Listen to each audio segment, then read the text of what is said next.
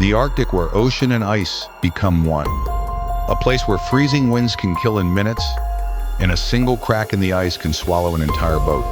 On drifting floes, giant walrus herds gather creatures that are both peril and promise.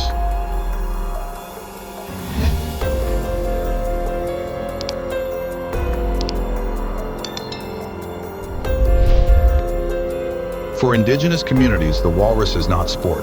It is survival, food, fuel, clothing, and heritage.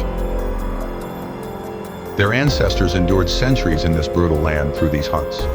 A single walrus, weighing over a ton, is a treasure of life. But each hunt is also a ritual, a sacred connection between people and the sea.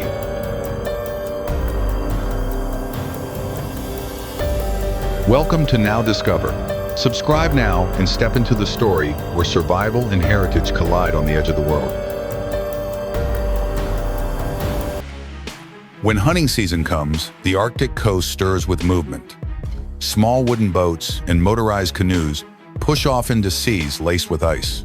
Experienced hunters scan the horizon, searching for herds resting on floes or rocky shores.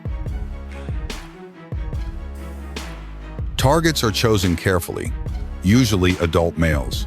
A bull walrus can weigh up to 2,600 pounds, 1,200 kilograms, the size of a small car. They carry long ivory tusks, sometimes reaching 3 feet, capable of breaking through ice or defending against predators.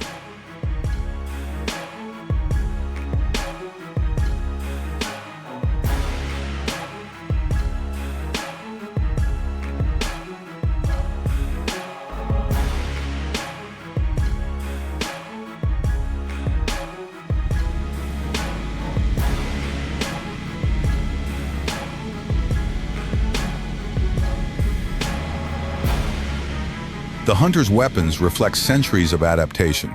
Rifles for precision, harpoons tied to ropes for control.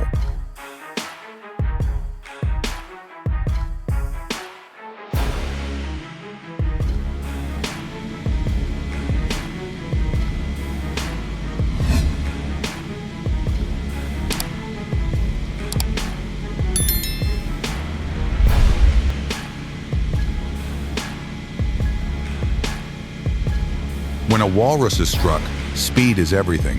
The crew moves quickly to tie ropes, preventing the animal from vanishing beneath the sea.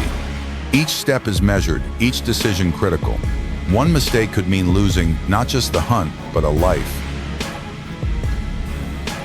Here, man faces not only the power of a colossal animal, but the unforgiving will of the Arctic itself.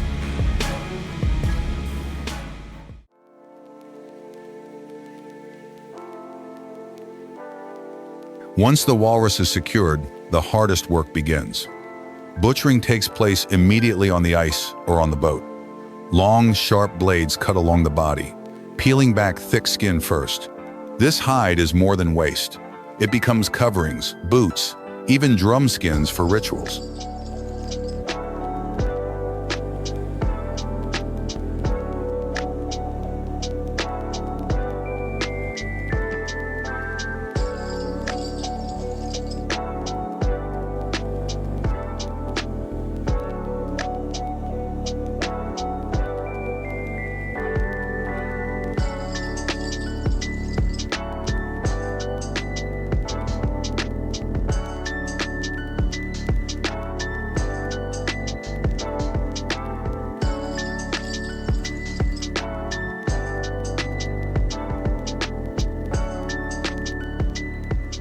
Beneath lies the blubber, a dense, oily fat up to 6 inches, 15 centimeters, thick.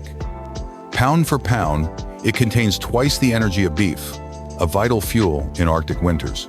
Blocks are cut and stored for cooking oil and food reserves.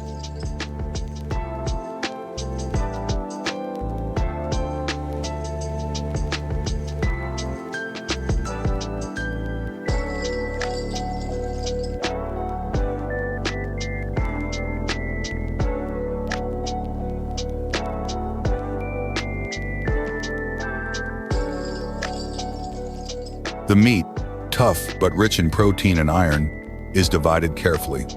Fresh portions are eaten immediately. The rest is dried or preserved in natural ice cellars, dug deep into the snow and lined with stones.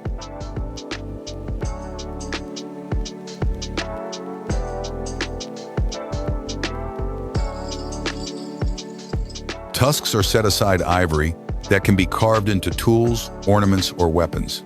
Even tendons are dried and braided into strong bowstrings and fishing lines.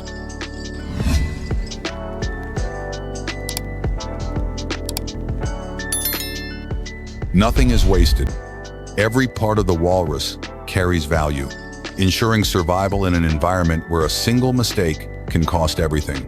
The butchering is as sacred as the hunt itself.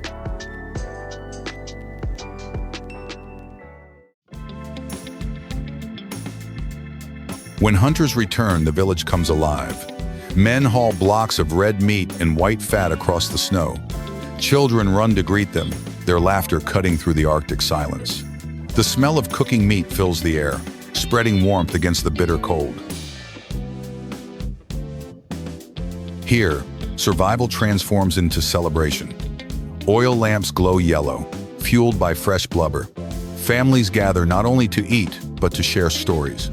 Elders tell of hunts long past battles with storms, moments when hunters nearly fell into icy seas, and the narrow victories that carried whole villages through winter. Still, the community gathers because without these journeys, there would be no survival, no culture, no future. Walrus hunting is more than survival, it is heritage. Skills are passed from elders to youth, one generation to the next. Boys learn balance on the shifting ice, how to cut through thick hide, how to share the catch fairly. Each knife stroke, each rope knot, becomes a lesson in responsibility. Modern life has changed some tools. Steel knives replace bone, motorboats replace paddles, but the methods remain anchored in the old ways. Every part of the walrus is still used, and no hunt is taken lightly. Even today, many communities hold Thanksgiving ceremonies after each kill, recognizing the walrus as both prey and partner in survival. For outsiders, it may seem brutal, but for those who live here, it is balance, a dialogue between man and nature. And it is this respect, as much as skill, that has kept people alive on the edge of the world for thousands of years.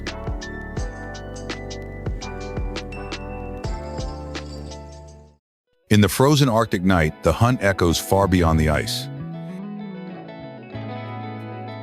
It is survival, spirit, and story woven together in one cycle.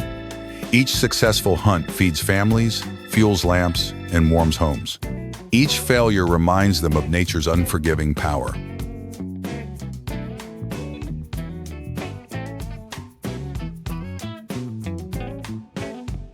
For scientists, the walrus is a keystone species. Its presence reflects the health of Arctic seas. For communities, it is a mirror of endurance. One animal sustains dozens of people, binding them together in a ritual that is at once practical and spiritual.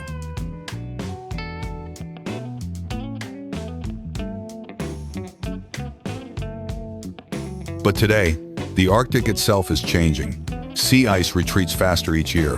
Walrus herds shift their gathering places, sometimes crowding on land where they are more vulnerable. Indigenous hunters adapt, but every hunt now carries new uncertainty.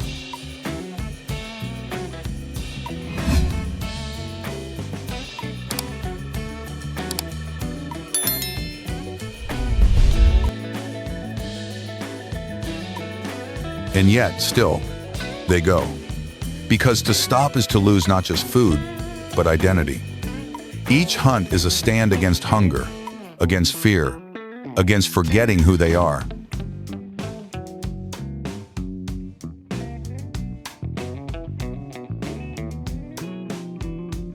In this fight, scars become medals, stories become legends, and survival becomes heritage.